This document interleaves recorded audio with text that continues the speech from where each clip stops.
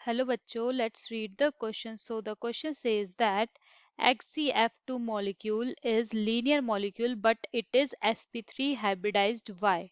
So इस question में हमें क्या पूछा गया है that जो हमारे पास HCF2 है that is xenon fluoride molecule है ये linear होता है but ये sp3d hybridized है ऐसा क्यों होता है?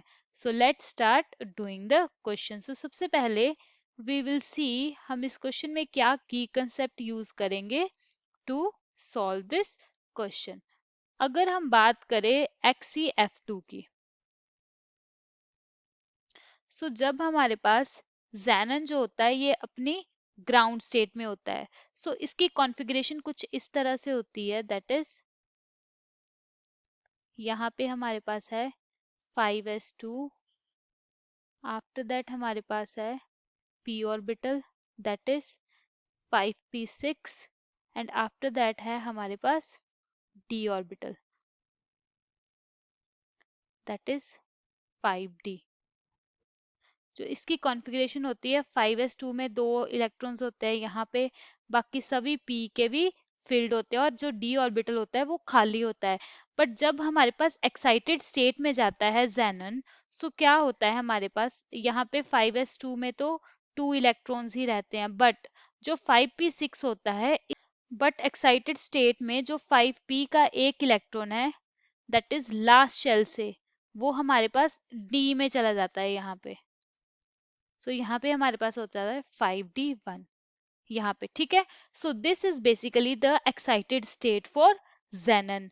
अब जब यहाँ पे जेनन दो फ्लोराइड के साथ बॉन्ड बनाता है दैट इज XCF2, तो उसके बाद क्या होता है then we have 5s2।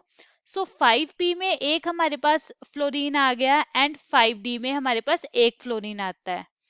That means एक हमारे पास यहाँ पे फ्लोरीन बॉन्ड बनाता है, एक यहाँ पे फ्लोरीन बनाता है, ठीक है। So due to the presence of these three lone pair, जो यहाँ पे ये तीन लोन पेयर होते हैं दैट इज एक हमारे पास 5s2 में होता है, एक इसमें p में होता है और एक यहाँ पे होता है।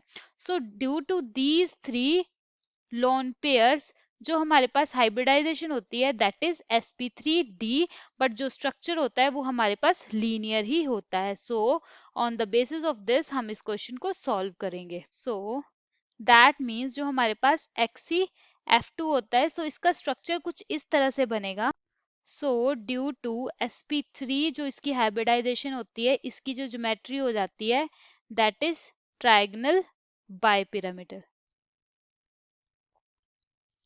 और जब हम इसका स्ट्रक्चर ड्रॉ करते हैं सो वो कुछ इस टाइप से बनता है, क्योंकि इसके पास दो लोन पेयर होते हैं। सो जो लोन पेयर होते हैं that are at equatorial position and जो फ्लोरीन होते हैं that are at axial positions. जो यहाँ पे लोन पेयर्स होते हैं जो इनका इफेक्ट है वो आपस में ही कैंसिल आउट हो जाता है,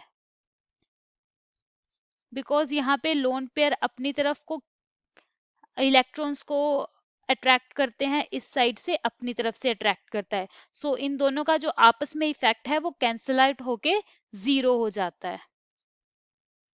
okay, so due to this यहाँ पे हमारे पास सिर्फ दो फ्लोरीन ही रह जाते हैं and they are at 180 degree, that is यहाँ पे एक स्ट्रेट लाइन बन जाती है। So due to this reason जो हमारे पास XCF2 मॉलिक्यूल होता है दैट इज लीनियर मॉलिक्यूल।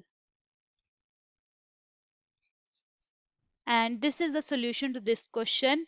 जो हमारे पास XCF2 मॉलिक्यूल होता है इसकी हाइब्रिडाइजेशन तो sp3d होती है, बट क्योंकि यहाँ पे जो इक्वेटोरियल पोजीशन पे बॉन्ड्स होते हैं ये एक दूसरे के इफेक्ट को कैंसिल आउट कर देते हैं एंड जो हमारे पास एंड में जेनन F2 मॉलिक्यूल स्ट्रक्चर बनाता है that is linear molecule. And this is the solution to this question.